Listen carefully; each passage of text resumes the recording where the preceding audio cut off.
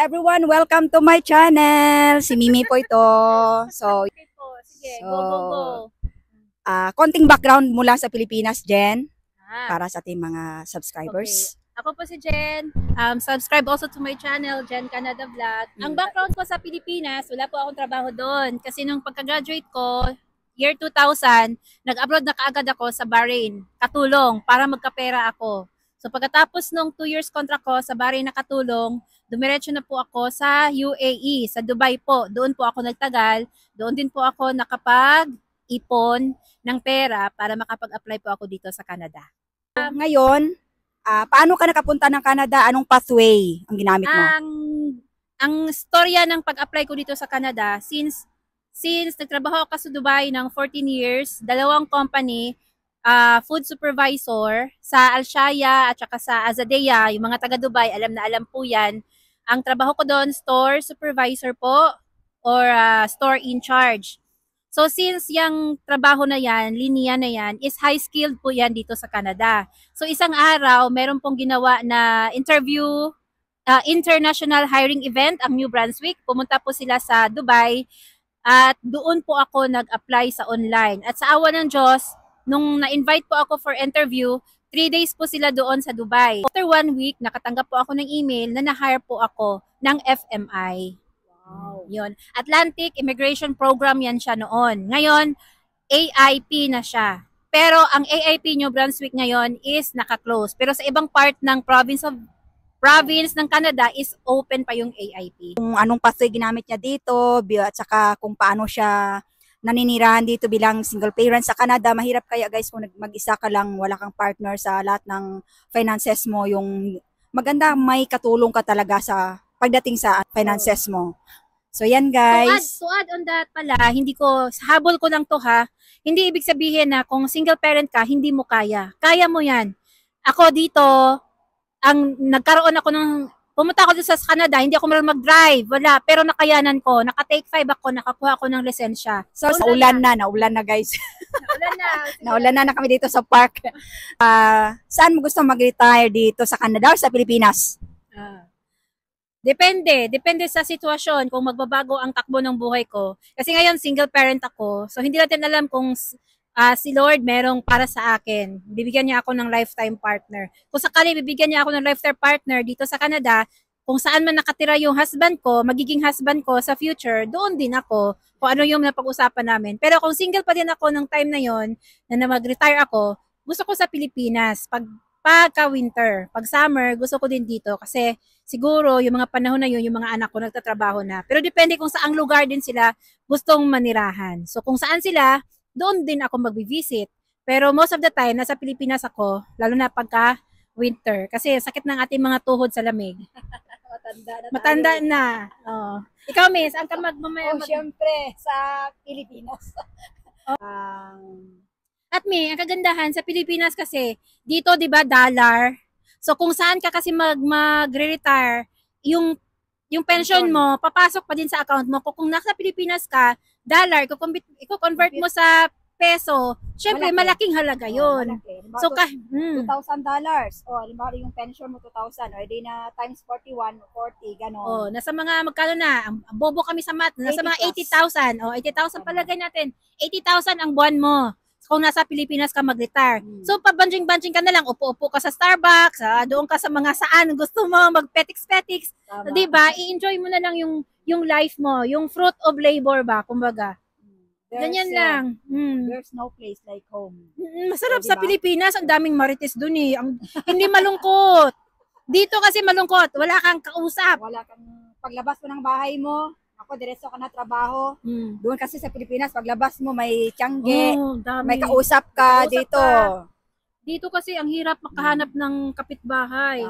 Lahat nasa loob ng bahay. Tapos naka-apartment ka. Unlike sa Pilipinas kasi, bahay-bahay, dikit-dikit. Tama. At kung makasakit ka dito, mag-isa ka mahirap. Maganda yung kasama mo yung family mo, yung parents mo. Mahirap dito pag tumanda. Kasi yung iba nasa home care. Tapos hindi na dinadalaw ng mga relatives nila, kamag-anak nila. Kasi din, iba ang culture nila. Wala silang close family ties, katulad nung sa atin sa pamilya natin. Andyan. Dito kasi wala, iba. Malungkot dito pag tumanda ka. Mm. Kaya siguro kung sa Pinas ako, magtatanim na lang ako doon o ano-ano pa man, hindi na ako magtatanim. Meron ako 80,000 sa isang buwan. Punta na lang ako ng mga Gumala ka na lang. gala na lang ako ng gala doon o kung saan ang gusto ni Lord, kung saan ako ilalagay, doon ako. Tama. Yun. So ito Jen, Mm. kasi sabi mo kanina, galing ka sa Dubai. So kamusta naman doon? So kung may compare mo siya sa Canada, Canada or Dubai? Okay. Canada, Dubai, para sa akin, maganda talaga ang Dubai. May pera dun eh. Kung pera-pera, Dubai talaga ang the best. Pero, ang iniisip ko din, ang tagal ko sa Dubai, 14 years ako sa Dubai, anong gagawin ko sa pera? Ang layo-layo ko sa mga anak ko. Nung nawala yung asawa ko, noong 2014, ang laki ng realization ko. Anong gagawin ko sa pera? Lumalaki ang bata na malayo sa akin. Kaya nag-decide ako, kasi ang buhay napakaikli, hindi mo alam kung buhay ka mamaya o gigising ka pa pabukas. Kaya napaisip ko na kailangan ko makasama yung mga anak ko. Gagawa ako ng paraan. Punta ako sa isang lugar na mapetition ko sila, makukuha ko sila. Kasi Yun ang nasa isip ko. kagandahan kasi dito guys, madadala mo ang pamilya mo, Oo. mga anak mo. Oo. Hindi ko inisip na sa Canada, dami kong narinig ng mga negative kasi mahirap. Kasi ang nasa isip ko, mahirap siguro kung hindi ka marunong mag-handle ng finances mo at saka yung padalos-dalos ka ng decision mo. Yung nagmamadali ka, na talaga sugod ka lang ng sugod, hindi ka nag-iisip, tapos sa bandang huli napapahamak ka. Yun ang iniiwasan ko. Nung pagpunta ko to sa Canada, planado. At saka sa Dubai, ang maganda doon, 'di ba, una may pera. Kaso, pag nagkasakit ka at naging 65 years old ka na, siguro hindi ka na makapagtrabaho sa Dubai o sa UAE o sa Middle East. 70 years old, hindi na, uwi ka na niyan. Unless kung may business ka, kung progress yung business mo, good for you. Pero kung hindi nakapag-business, lalo na sa ating mga OFW, palaging padala ng padala sa healthcare. Meron lang silang mga sakit na makakasama. Surgery, ganun. Oo. So free yun, mga anak ka, free yun. Free. Oh. Meron lang sila. Siyempre mga gamot, hindi yan. Okay. Magpakonsulta ka, ganun, Oo. free. Mas maganda dito kasi kahit na matanda ka, tsaka meron kang company na may insurance, nang hindi covered ng healthcare, maka-covered ng insurance mo. So kung medication, halimbawa, halimbawa lagyan natin sa dental, ang dental hindi naman siya covered sa healthcare pagka edad ng 16 years old ba? 16 years old, 18. hindi na? O 18 years old, hindi na covered ng health MSI yon. Dito sa Nova Scotia, MSI ang tawag. So parang healthcare niya din. So pero kung may insurance ka sa company mo, sagot yon ng insurance mo. Katulad ng sa amin, kasi government yung napasukan naming trabaho. So yun ang kagandahan at yun ang ayaw ko sa Dubai kasi habang tumatanda tayo, pag uwi tayo ng Pilipinas, nagkasakit tayo, ubos yung mga investment natin, yung pera natin, ganon. Ang maganda lang, ang Canada for long term, ang Dubai is hindi ko masasabing short term, hindi ko din masasabing long term. O kasi makakasave ka naman talaga dun sa Dubai. Oo, malaking pera talaga sa Dubai. Lahat ng luho andun. Lahat ng luho andun kung gugustuhin mo. Pero hanggang saan? Pagkaedad mo ng, hanggang kailan? Pagkaedad mo ng 70 years old, wala ka namang pension doon. Sa may pension. Sa company namin, may dalawa kaming pension. Tapos, pagkaedad mo ng 65 ba, may 70. Pag edad mo ng 65, automatic may pension ka sa government. Oo.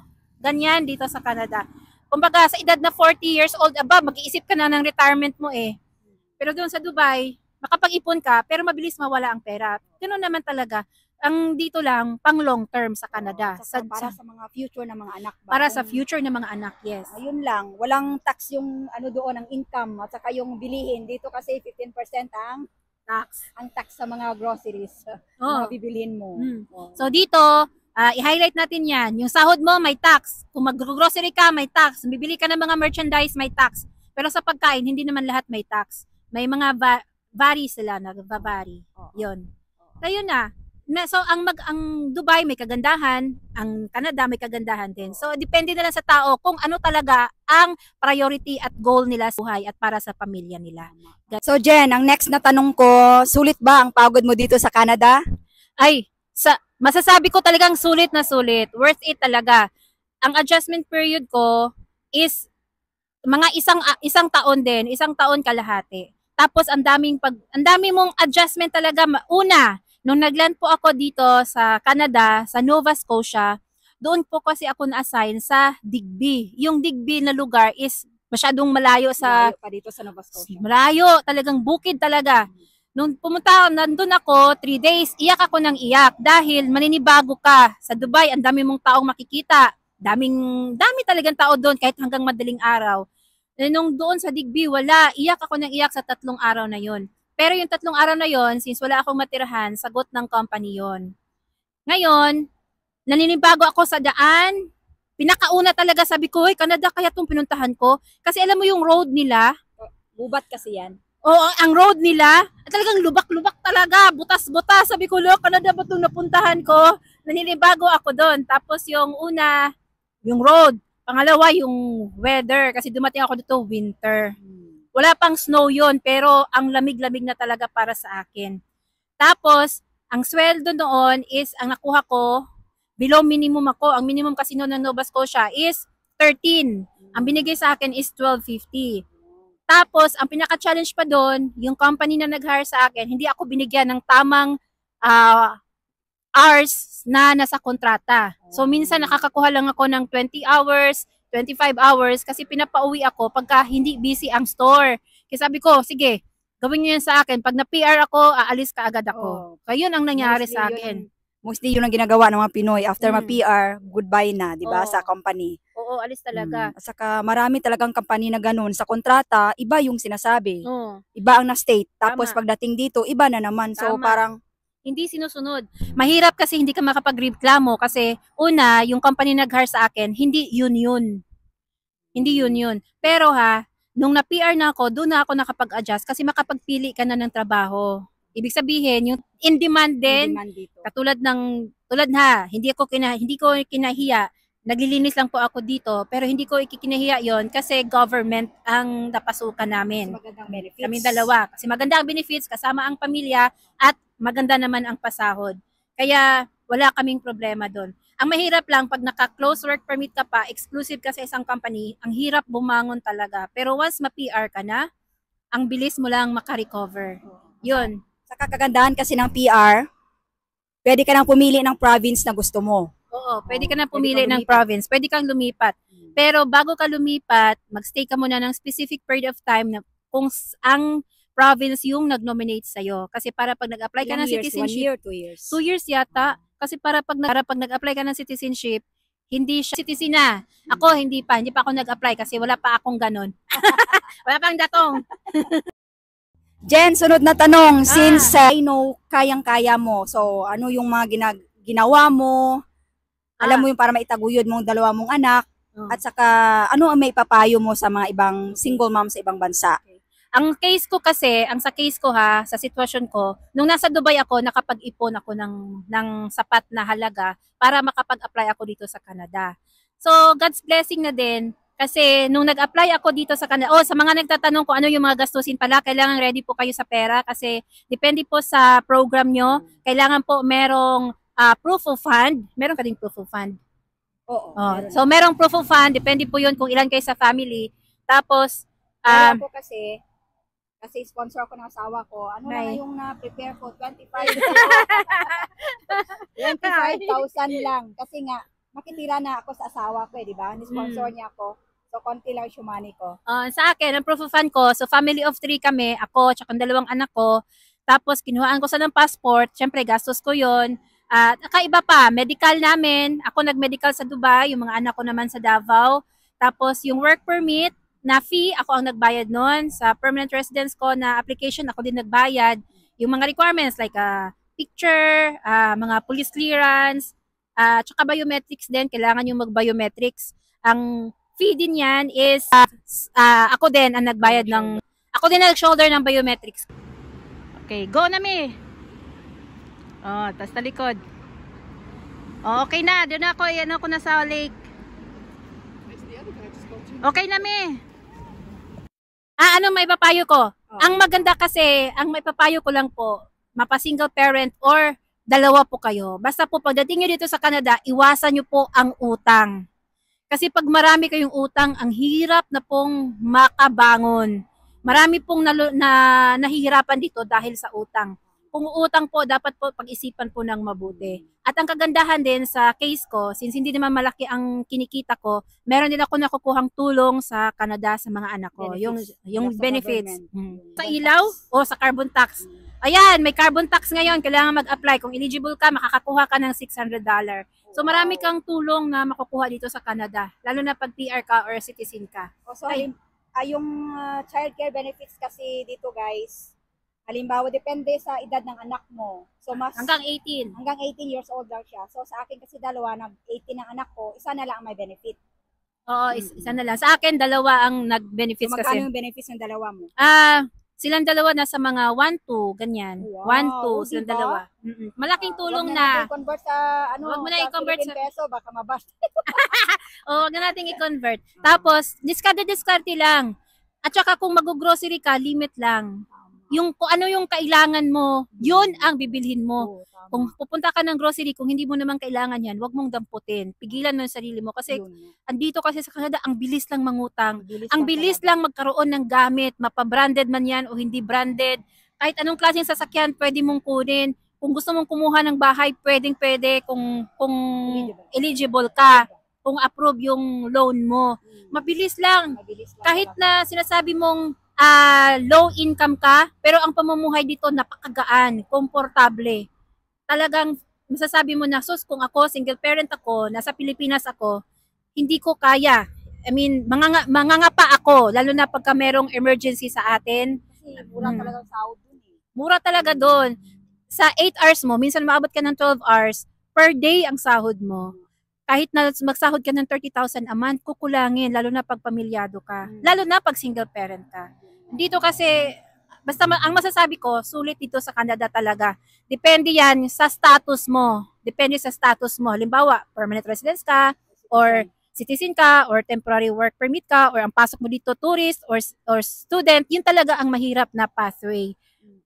Dapat, kung pumasok kayo po dito sa Canada, alamin nyo po kung anong pathway po kayo na tugma doon sa skill nyo. Yun.